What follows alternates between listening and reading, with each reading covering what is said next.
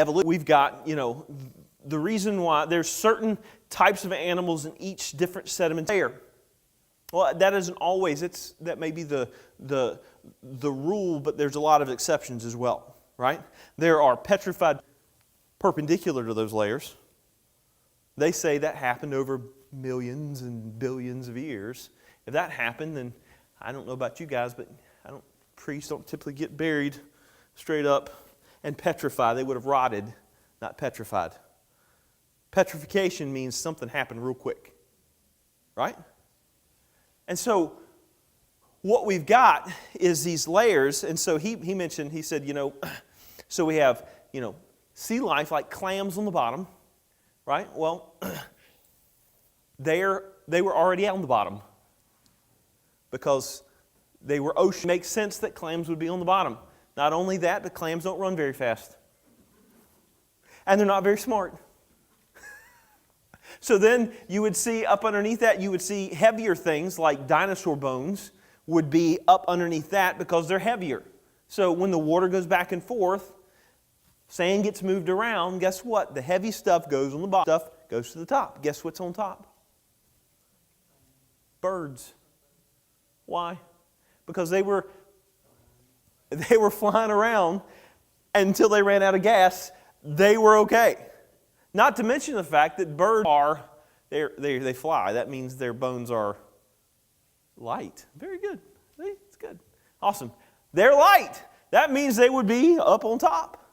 So it just kind of makes sense, some of the things that we see that are explained a very different way. But if we just look at what the Bible says of what happened. So this water assuaged. It went down, it took its time, and it moves around as it goes down. There wasn't one drain. There wasn't one drain that it went down.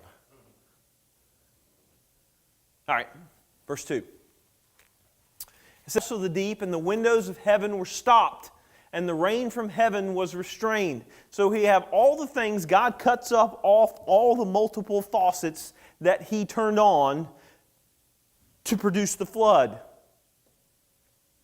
And so the water starts going where it's supposed to go.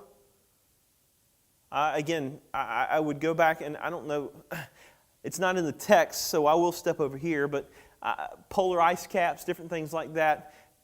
I really believe at this point in time, and you're going to see this in chapter 8, where it talks about that some of the signs that God gives afterwards are seasons.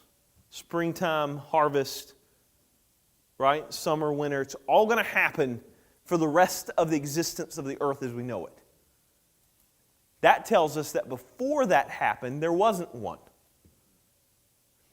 This was so cataclysmic that it very well could have changed the axis. Upon doing so, what it would have done, it would have created cold spots and hot spots. Makes sense? We have the equator and then we have the Arctic, right? Well, there is, you hit something, hit a top, right? It doesn't, and go straight to where it goes. It takes a little while to get there, doesn't it?